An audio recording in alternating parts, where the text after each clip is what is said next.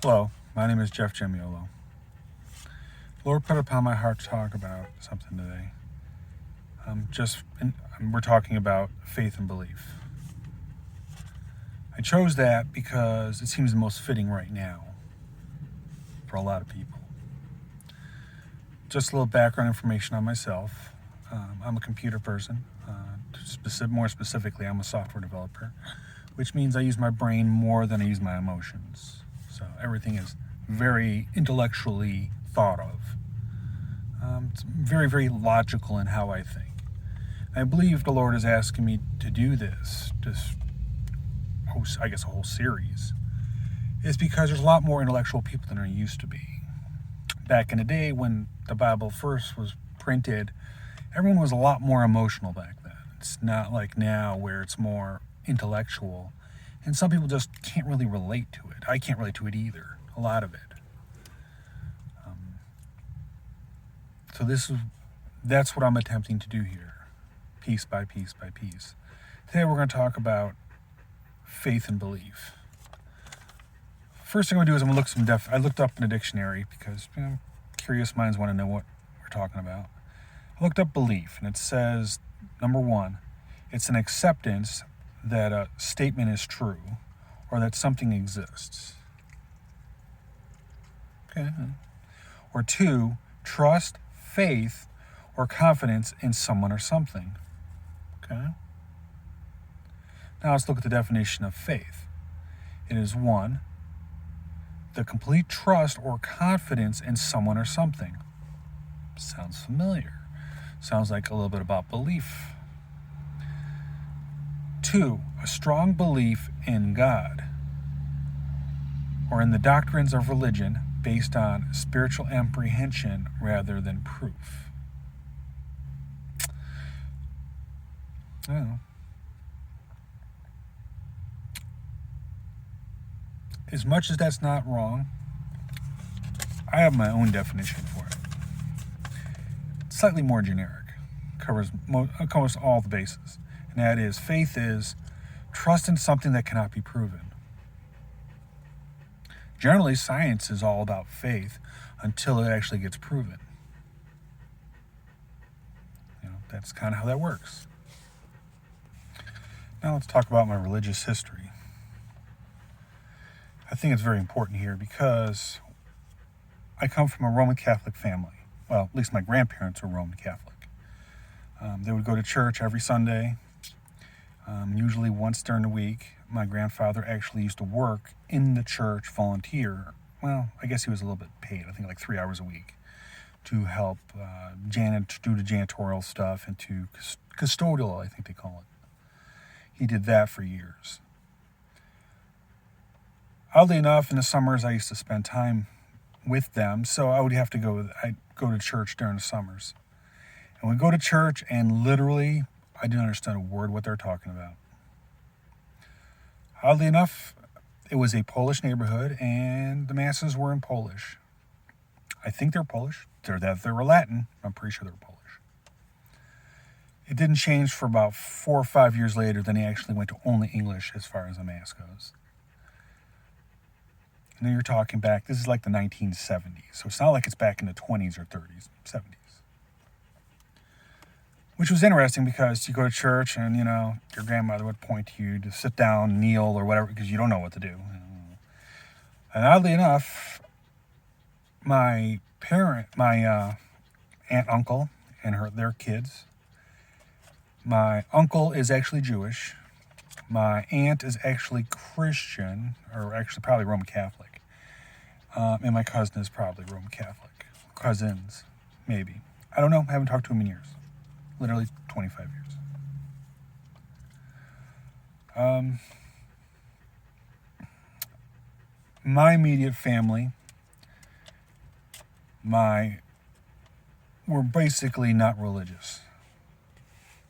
I went to a Catholic school because that's what my grandmother wanted. However, that one didn't really pan out. Literally at 5th grade, I was told that either I go to a different school and they'll let me go to 6th grade, or I have to repeat the grade if I want to stay in the Catholic school. So, needless to say, I moved to a public school.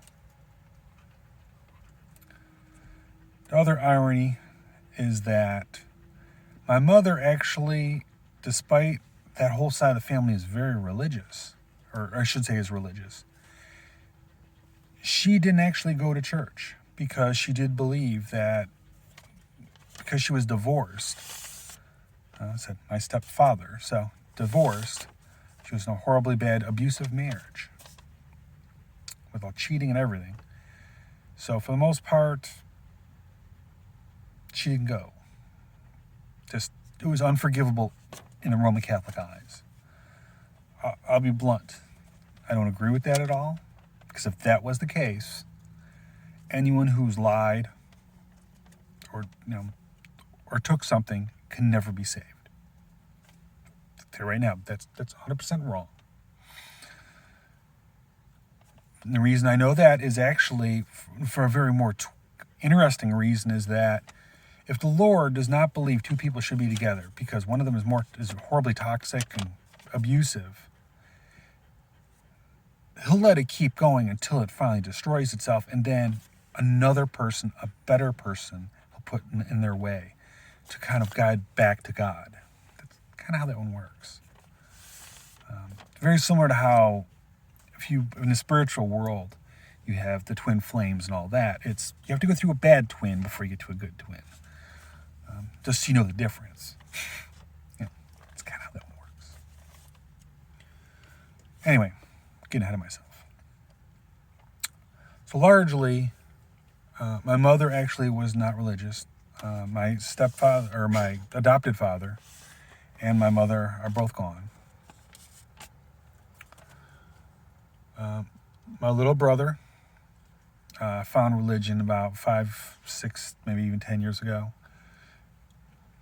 Trying to buy his way into heaven, I guess.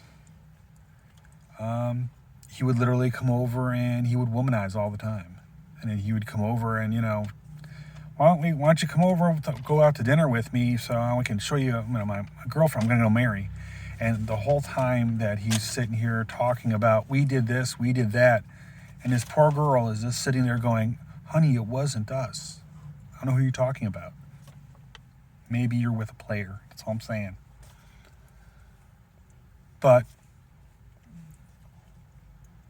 And then you would talk to him about, maybe you should, not have this many girlfriends kind of thing, because he actually had plan A, B, and C going on at the same time. When you're afraid of being alone, you're codependent, you do those kind of things. Me, I'm not afraid to be alone. Matter of fact, I'd rather be alone than with the wrong person. Wrong person will torment you forever. But if you're alone, it's only you tormenting yourself. And it's been years, man. I haven't tormented myself in a long time. If I want to be tormented, I'll go talk to my dog.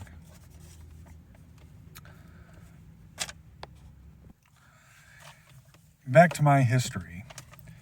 When I went into the service, I was asked what my religious denomination was, and I said Roman Catholic, and I kind of laughed, like, whatever, I don't know.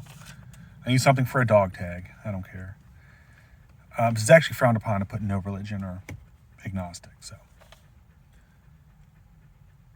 But you do have to realize that when the bullets come flying and, artillery comes flying on your head, everyone prays to God of some sort. Guaranteed. It wasn't until approximately 10 years ago when I met with Jessica, who comes from a fairly religious, maybe a little bit of a religious background in her family, where I went back to church. I'd go regularly with her on Sundays. We went to a Baptist church, which I've never been to a Baptist church. I find it interesting, though, that for about 2.5, 3 years, every Sunday of going, they don't talk about sin. So clearly there's no sin anymore in religion. And I just shake my head and say, whatever.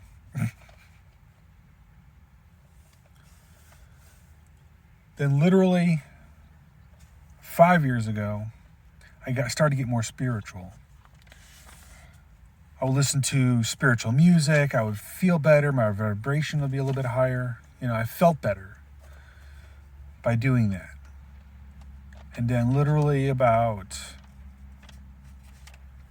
I would say, 3 years ago,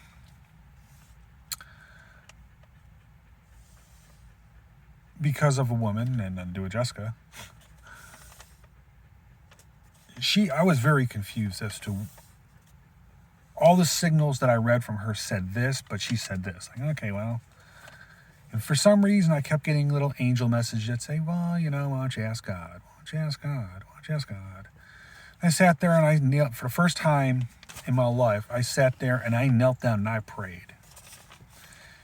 Well, at least I think I prayed. I said, God, I don't know what to do here. I go, this doesn't make any sense. I know this. My intuition is generally very good. I know this. Why doesn't this make sense? No answer. 2 or 3 days went by, and then on one of my YouTube channels, I got the answer. And the answer was, well, she kind of lied. Oh, okay, well, as long as I know, as long as there's nothing wrong with my intuition. But what's interesting about that is, in my YouTube feeds, I started to get more things. It's more things about things I should know, like spiritual things. And it's not just religious, it's also spiritual. Like things I should be aware of, like this person's coming in my life and this person has ADHD. And a little thing about ADHD. I don't know anyone who has ADHD. Well, clearly I do now. So it's kind of like a little pre-warning. So you may want to check your YouTube feeds and see in the first 5 or 6, see if there's anything new in there. And you may want to watch it, because I have a sneaking suspicion your spirit team wants you to see that. Whether it be your spirit team, your guardian angels, your spirit guides, depending which route you go. I do believe that all religions, if followed, take you to God. I myself go by many teachings. I don't just go by one. I go by many. I don't think any of them are right. I find it very hard to believe that a Buddhist monk who chants and prays all day is going to go to hell.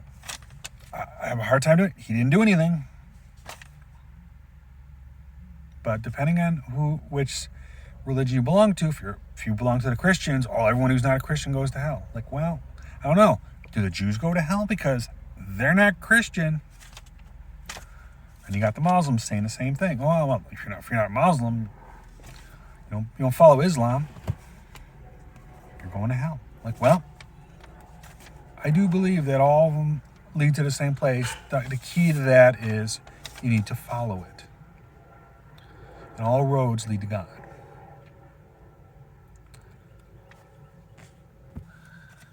Now that I've digressed a little bit far from faith and belief, faith is a very interesting thing, because you never know you have it until you have it. Faith. I have faith that when I stick this power cord in the wall, it's going to have electricity. You have that faith until you have a hurricane, your power's out for 2 weeks.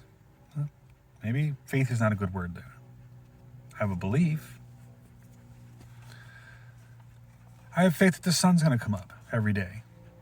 Well, that's a pretty good one, because it does come up every day. We may not see it, but it comes up. God's the same way. Many people, many civilizations that didn't talk to each other, all believed in God or gods. Logically, God has to exist. Just because you don't believe it exists doesn't mean it doesn't exist. Hence the reason, faith. Yeah, I have faith. I do believe the Lord tests everyone all the time on faith. I'm tested right now. The Lord says to me, Jeff, you're living in a car, you're unemployed. By the way, you can't work a 9 to 5. Oh, thanks. Then what do I do? What do? You do it. You have faith. He goes on. I go over and I start to panic a little bit, and I'll start putting out resumes, and a voice rolls across my head, says, "Do we have little faith?" I'm like, oh, back to this faith thing. But I understand the faith.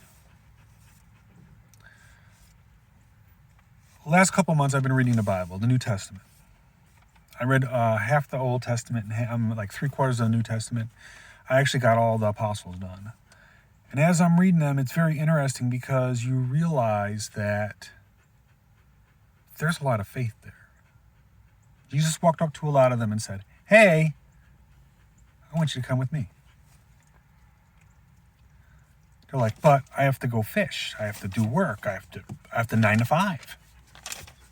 And you're like, "No. Why don't you come with me? You can fish for, people." What? It's a foreign concept back then. It didn't pay any money. They didn't get paid, did they? No. So, they went and did it. I am no way comparing myself to an apostle. I'm just merely stating that is a faith test. I don't know many people who, if the Lord has said to them, would be in that much obedience that he said, "Hey, I need you to get rid of all your stuff. I want you to sit in that car and wait."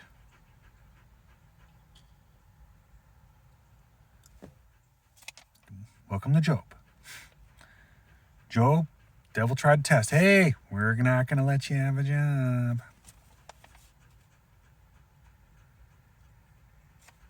What do? Do I go out and commit some crimes? No. It's a faith test.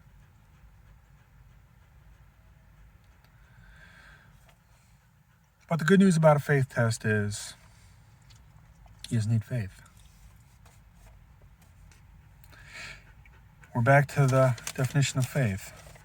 Trust in something that can't be proven. I can't prove that God's going to help me, but he will. Because one thing God likes but more than faith, that's miracles. And when he does miracles, he usually does them pretty grand. He likes that. I in no way am trying to say I'm an apostle in any way, shape, or form. I want that to be clear. I was just using that as an example that when you read the Bible, you hear it. You can hear them talking about, you can see faith. They had faith. Sometimes, it wasn't all the time. You can tell by, Jesus had the kind of, "Don't you have any faith here, So it wasn't constant, but they had faith. And that's one thing people need to have more of is faith. Have faith in your abilities. Have faith in God gave you abilities. Have faith in them. Be thankful to God. Every day I thank God for the gifts and blessings in my life. As a matter of fact, I say a prayer every day. And this is the last part of my prayer. Every day. Thank you, Lord, for all the gifts, talents, and blessings in my life. Thank you for protecting me and keeping me safe. I love you very much. And then I say, "Jesus, I love you very much, and thank you for giving your life on a cross for me so that my sins may be forgiven. And thank you for protecting me and keeping me safe." I like to thank the Holy Spirit for providing me with wisdom and guidance. And then I say, I like to thank the archangels for protecting me and keeping me safe. I'd also like to thank my guardian angels for providing me with wisdom and knowledge and always being by my side throughout my entire life. Because your guardian angels are always with you. Then I say I like to thank my spirit guides for providing me with wisdom, guidance, and knowledge and guiding me through the spiritual process on this realm. Then I also say I like to thank my ancestors for providing me with wisdom, knowledge, protection, taking care of business and looking out for my best interest. That's your entire spirit team right there. I affectionately call it my spirit team. It's every one of them. It covers spiritual and religious. And it's not like they're mutual inclusive there. You can have them both. Next part of usually the prayer is, thank you, Lord, for all the gifts, talents, and blessings that I'll have in the future.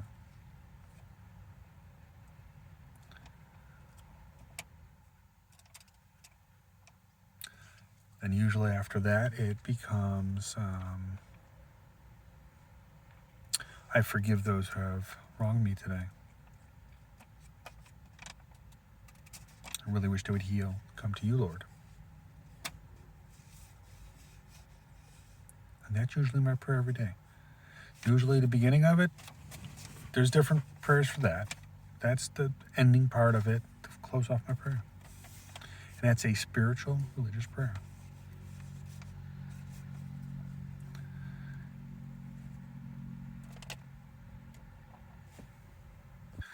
I'd like to thank you for watching today. Hopefully you learned something. If you want to roast me in the comments, roast me in the comments. But beware that the universal laws of balance and cause and effect are in effect. And you may want to look up the universal laws because God created them and he follows them, and so does everyone else. So you may want to know what laws are out there when you start doing mischief, people. Because karma is listed there. And by the way, karma is generally considered bad. Dharma is considered good. So the person that is wronged gets dharma. The person that committed the crime gets dharma, gets karma. Just throwing it out there for y'all. Again, thank you for listening. Bye.